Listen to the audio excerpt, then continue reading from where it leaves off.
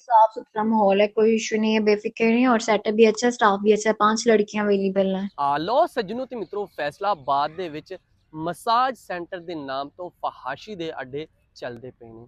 ਥਾਣਾ ਮਦੀਨਾ ਟਾਊਨ ਦੇ ਵਿੱਚ ਜਿਹੜੇ ਕਿ ਮਖਸੂਸ ਅੱਡੇ ਬਣਾਏ ਗਏ ਨੇ ਔਰ ਸਪੈਸ਼ਲ ਉਹਨਾਂ ਲੋਕਾਂ ਵਾਸਤੇ ਜਿਹੜੇ ਕਿ ਜਨਾਬ ਢੇਰ ਸਾਰੇ ਪੈਸੇ ਭਰ ਸਕਣ।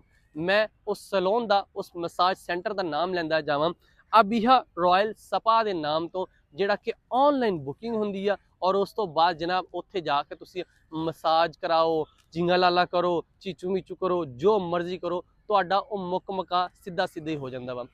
ਸਭ ਤੋਂ ਪਹਿਲੇ ਜਨਾਬ ਗੱਲ ਕਰਦੇ ਹਾਂ, ਜਦੋਂ ਤੁਸੀਂ ਇੱਕ ਨੰਬਰ ਆ ਉਸ ਨੰਬਰ ਤੇ ਤੁਸੀਂ ਕਾਲ ਕਰਨੀ ਆ। ਉਸ ਨੰਬਰ ਤੇ ਉਹਨੇ ਤੁਹਾਨੂੰ ਦੱਸਣਾ ਵਾ ਕਿ ਸਾਡੇ ਕੋਲ ਇਸ ਟਾਈਮ 5 ਕੁੜੀਆਂ ਵਾ, ਸਾਡੇ ਕੋਲ ਇਸ ਟਾਈਮ 4 ਕੁੜੀਆਂ ਵਾ, ਬੜੀਆਂ ਅੱਛੀਆਂ ਕੁੜੀਆਂ ਵਾ ਔਰ ਸਾਫ ਸੁਥਰਾ ਸਾਡਾ ਮਾਹੌਲ ਆ, ਤੁਸੀਂ ਵਿਜ਼ਿਟ ਵੀ ਕਰ ਸਕਦੇ ਜੀ। ਸਭ ਤੋਂ ਪਹਿਲੇ ਜਨਾਬ ਉਹਨਾਂ ਨੇ ਤੁਹਾਨੂੰ ਕਹਿਣਾ ਕਿ 5000 ਰੁਪਇਆ ਸਿਰਫ ਐਂਟਰੀ ਫੀਸ ਆ। 5000 रुपये ਤੁਸੀਂ ਕਾਲ ਕਰਨੀ, ਬੁਕਿੰਗ ਕਰਵਾਣੀ। ਜਦੋਂ ਤੁਸੀਂ ਉਹਨੇ ਜਿਸ ਤਰ੍ਹਾਂ ਕਿ ਇੱਕ ਮਾਡਲ ਸਿਟੀ 1 ਜਿਹੜੀ ਕਿ ਨਾ ਉਹਦੇ ਬਿਲਕੁਲ ਸਾਹਮਣੇ ਗਲੀ ਦੇ ਵਿੱਚ ਇੱਕ ਜਨਾਬ ਬੜਾ ਖੂਬਸੂਰਤ ਇਹਨਾਂ ਨੇ ਜਿਹੜਾ ਉੱਥੇ ਸੈਲੂਨ ਬਣਾਇਆ, ਜਿਹਦੇ ਵਿੱਚ ਕਮਰੇ ਬਕਾਇਦਾ ਜੋ ਮਰਜ਼ੀ ਕਰੋ। ਫਿਰ ਹਾਕੀ ਸਟੇਡੀਅਮ ਦੂਸਰਾ ਆ ਜਾਂਦਾ। ਅੱਛਾ ਜੀ, ਉਸ ਨੰਬਰ ਤੇ ਤੁਸੀਂ ਕਾਲ ਕਰਨੀ ਹੈ। ਉਸ ਨੰਬਰ ਤੇ ਕਾਲ ਕਰਕੇ 5000 ਰੁਪਏ ਦੀ ਗੱਲ ਹੋਣੀ ਆ, 3500 ਰੁਪਏ ਦੇ ਵਿੱਚ ਤੁਹਾਡੀ ਗੱਲ ਮੁੱਕਣੀ ਆ। ਉਸ ਤੋਂ ਬਾਅਦ ਤੁਸੀਂ ਅੰਦਰ ਵੜਨਾ ਵਾ। ਅੰਦਰ ਕੁੜੀਆਂ ਦੀ ਲਾਈਨ ਲੱਗੀ ਹੋਣੀ, ਕੁੜੀਆਂ ਉੱਥੇ ਖਲੋਤੀਆਂ ਹੋਣੀਆਂ। ਉਹਨਾਂ ਦੇ ਵਿੱਚ ਹੁਣ ਤੁਸੀਂ ਸਿਲੈਕਟ ਕਰਨੀ ਆ ਕਿ ਮੈਨੂੰ ਆਹ ਕੁੜੀ ਪਸੰਦ ਆ, ਮੈਨੂੰ ਆਹ ਕੁੜੀ ਪਸੰਦ ਆ ਜਾਂ ਆਹ ਕੁੜੀ ਪਸੰਦ ਆ। ਜਿਹੜੀ ਕੁੜੀ ਪਸੰਦ ਹੋਣੀ ਆ ਤੁਸੀਂ ਉਹਨੂੰ ਆਪਣੇ ਨਾਲ ਲੈ ਜਾਣਾ, ਅੰਦਰ ਜਾਣਾ ਵਾ। ਕੁੜੀ ਨੇ ਤੁਹਾਡਾ ਹੁਣ ਕੁੜੀ ਨਾਲ ਰੇਟ ਤੁਹਾਡਾ ਅਲੱਗ ਤੋਂ ਮੁੱਕਣਾ ਵਾ।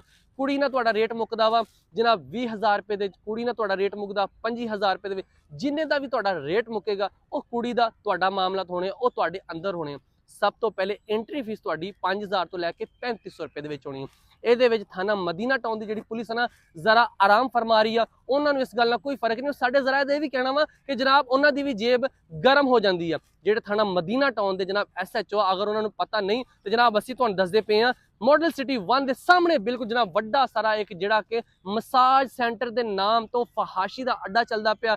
ਹਾਕੀ ਸਟੇਡੀਅਮ ਦੇ ਵਿੱਚ ਫਹਾਸ਼ੀ ਦਾ ਅੱਡਾ ਚੱਲਦਾ ਪਿਆ ਵਾ ਔਰ ਖੁੱਲੇ ਆਮ ਚੱਲਦੇ ਪਏ ਨੇ। ਉਹਨਾਂ ਨੂੰ ਕੋਈ ਰੋਕਣ ਵਾਲਾ, ਕੋਈ ਟੋਕਣ ਵਾਲਾ ਨਹੀਂ ਹੈਗਾ, ਕਿਉਂਕਿ ਭਾਜੀ ਜੇਬ ਗਰਮ ਹੋ ਜਾਂਦੀ ਆ। ਇਹਦੇ ਤੇ RPO ਫੈਸਲਾਬਾਦ ਔਰ CPO ਫੈਸਲਾਬਾਦ ਸਰ ਜ਼ਰੂਰ ਇਹਨਾਂ ਤੇ ਐਕਸ਼ਨ ਲਵੋ। ਜਿਹੜੇ ਇਸ ਤਰ੍ਹਾਂ ਦੇ ਫਹਾਸ਼ੀ ਦੇ ਅੱਡੇ ਚੱਲਦੇ ਨਾ, ਇਹਨਾਂ ਨੇ ਜ਼ਰੂਰ ਬੰਦ ਕੀਤਾ ਜਾਵੇ ਤਾਂ ਕਿ ਜਿਹੜੀ ਸਾਡੀ ਨੌਜਵਾਨ ਨਸਲ ਹੈ ਨਾ ਖਰਾਬ ਹੋ ਰਹੀ ਆ, ਉਹ ਨਾ ਖਰਾਬ ਹੋਵੇ।